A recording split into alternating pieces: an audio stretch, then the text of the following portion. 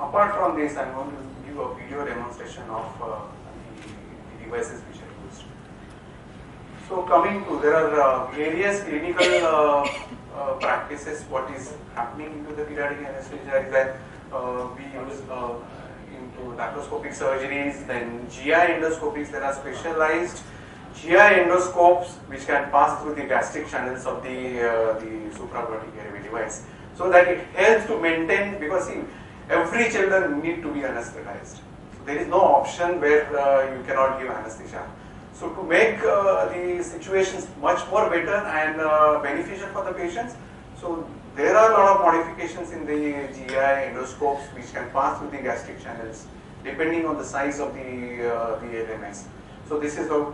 Then for a fiber optic bronchoscopy, sometimes we can just use the LMS, and through that fiber optic bronchoscopy can be passed, and you can visualize. For sometimes, see, when we do a bronchoscopy, a lot of bronchoscopies we do, and if you want to use a flexible the bronchoscopes, then LMS are the things. And then in the remote locations like MRI, or into the when we want to give a radiotherapy and all those patients where LMS are really beneficial, where because you are totally away from the patient head end. So in that situation, all this LMS really helps. And in prone position, there are a few things which incidences I'm going to talk about, how in prone position these devices, how it helps. And in obviously it is known to everyone that in difficult airway cases, these devices are now one of the few protocols where we can use, and into the neonatal resuscitations. So coming to the difficult airway, there are a few situations, clinical situations in which conditions where you cannot able to ventilate. So in that scenario, the supraglottic airway devices easily can be inserted, and you can ventilate the children, and then whatever the procedure, if you want to go ahead with the intubation, you can intubate. There are cervical or encephalosis where it is really difficult one to intubate. So the iGels or the Supreme LMS, which has got a very beneficial effect on this, and then we can use it into certain situations. Nowadays, these are the intubating LMS which are available. So is an iGel, everybody is aware about. Then Ambu ones, which is a good one again, and the FastTrack LMS. So I am going to highlight about why the AirQ is beneficial or better than the other devices, which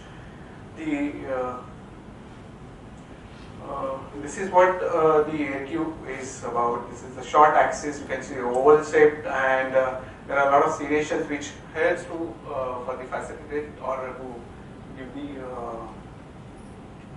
this one, yellow one. And all the serrations which helps for the introduction or for the tubes to need to go very smoothly. All these are the beneficial short axis, and basically what we look into the supraglottic airway devices is that how their the leak pressure, how it is, how the leak low leak quality is there or not, and the pressure, how it should be over the sufficient pressure which is created. That is most important thing which we are looking for the things. So coming to the this device, this is again it is available into the various sizes, right from 0.5, 1, 1.5 sizes I am talking about, and the 2, 2.5 and 3 and above. So is anybody using the AirQ LMS in adult? Yes. Okay. And then there is the second generation which is available is that they are self-pressurized, where there is no need to inflate the things. As the air, there is a in between the this shaft, the air is passed and it is circulated throughout the cuff, so that it is depending on the pressure it reduces or increases the thing, so that it fits. And actually the AirQ is really helpful when you are using into the pressure ventilation. So that is what the things which is really good about this. And because nowadays we are very concerned about the sore throat and the infection, so this the AirQ devices, which really helps and reduces the complication rate of the patient.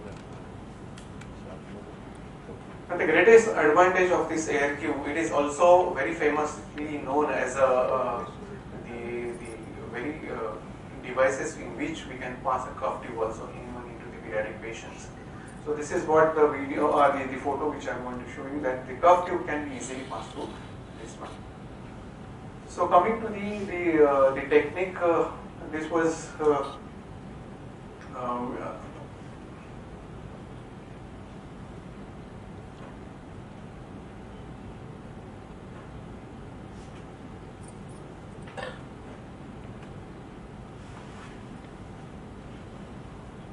this is how the video demonstration, which this is the device is too sized. You can see the oval shaped, and as the normal induction, what is that with the sevoflurane, whatever you want to do it, and then insert the elements. The greatest advantage of all these newer devices is that they are in a preformed position, so that it helps to do the insertion is much more easier and faster. So this is what. And then if you see the connector, which can be easily removable, and inflate the things, and then once you so this is what the removable connector, what you can see. Once it is done, then you can just see the ventilation, check the ventilation, whether it is proper, or is there the leak is there, or you can just assess that thing. Once it is done, then you can insert the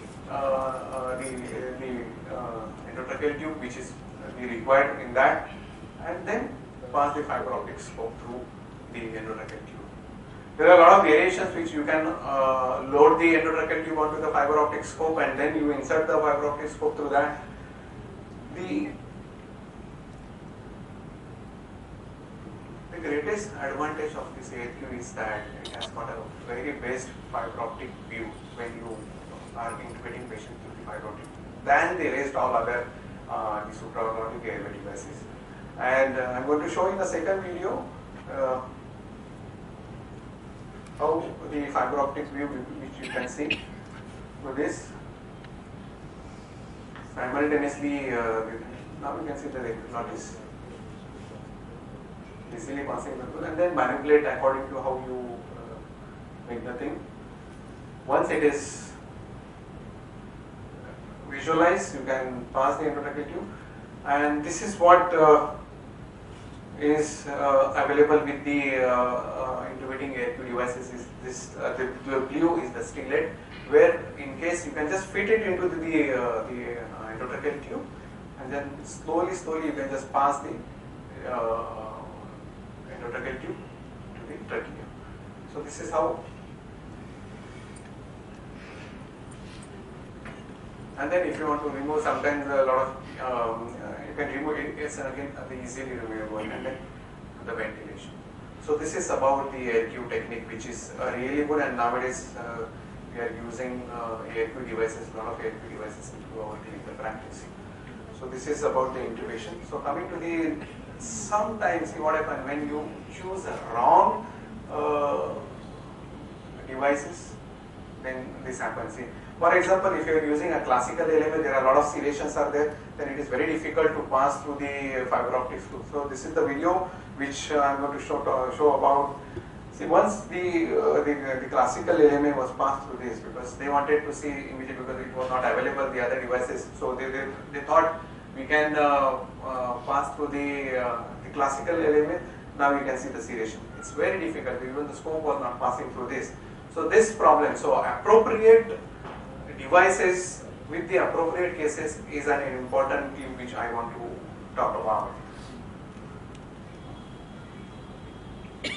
So this is what. So coming to the laparoscopic surgery, so nowadays we use a lot of the Supreme LMAs for the appendix, or when we are doing the lap orthopedics, where there is no need to do intubation. So again, the greatest advantage of the Supreme LMAs is very easy to insert, and the leak pressure is minimal, and the pressure which is required is not exceeding more than 60 mm of water. So that is what the advantage of Supreme LMS. Again, all these LMS are, we have done a study, like my boss only did the study, Dr. Dilip Pawar, and we try to use a permutation combination of the agent. Like for example, now I use a very high-end machines into our hospitals where I use pressure control volume guaranteed the mode into the anesthesia. Because in laparoscopic surgery it is very much important. Sometimes see what happens when we try to do the ventilation with the supraglottic airway device, you are not able to achieve proper tidal volume into the patient, and then with the inflation and everything, so you compromise the ventilation. So in that situation, when you have a good ventilating modes are available, then you can use all those. So what we use is pressure control, volume guaranteed, or pressure control, volume regulated modes when we do with the LMS. So this is how again the video of Supreme LMS. I think so everybody is aware about. Pankaj, you must be using the Supreme LMS. Not yet. I'm not equipped. I'm using more of IGEL. Okay. Yeah, because a lot of people, they are in favor of IGEL and the Supreme. But both the devices are really good because they got IGEL has got a much more the advantage of, because it doesn't require, it is a self-inflating, has the temperature. Anyway, next. So this is how the insertion is very easy. The Supreme LMS, and again they preformed sized. They have a wide block, so the complications are much more less with the Supreme LMS. So this is about. Now coming to the prone positions, I will tell you the incidents. I was doing a case with Naresh Shaliman. So in Jupiter, what happened? We were doing the meningomyelocele and one of the staff she fainted and she failed on our circuit itself. And this was the situation. So in our trial, usually we keep LMS ready. So everybody is aware that when the people who are working with me, they know that we have a LMS ready. And that situation, in prone position situation, the IGEL rescued me. I told surgeon, don't worry about anything. Anyway, I make every time surgeon calm, so you don't worry about it. I said, you don't forget it. I just inserted the IGEL and again started the surgery. Anyway, he was about to finish within 10-15 minutes. So there was no positioning, because then you make the patient into supine position, then infection and all this happens. So this, to avoid all these things, the Supreme LMS we can use. So I want to show you the video how in prone position also you can just make the patient in prone position. Sometimes when we do orthopedic surgeries where we need to keep the patient in prone position, in that situation, the classical LMS are also good. The newer, which are the disposable one, you can use it in this situation. So this is how the prone position. Now into the even in Indian Academy of Pediatric and most of the ICUs in American academies and everywhere now, they have made a protocol that the LMS need to be made into their emergency kit. Because in a difficult airway situation when patients are arrested or anything in neonatal or in a pediatric, so the LMS are definitely helping in there. Most of the time, see what happens in the NICUs and PICUs. When patients with this supraglottic stenosis or the required membranes, they are not able to ventilate or they are not able to ventilate, and then everyone get panicky. Situation to till the expert person come, you can just make away rescue the patient and put a good oxygenation. The LMS are really beneficial, and most of the time, which has happened into our hospitals, where till we come, our resident at least they put an supraglottic airway devices and they do a ventilation so that at least the child is saved.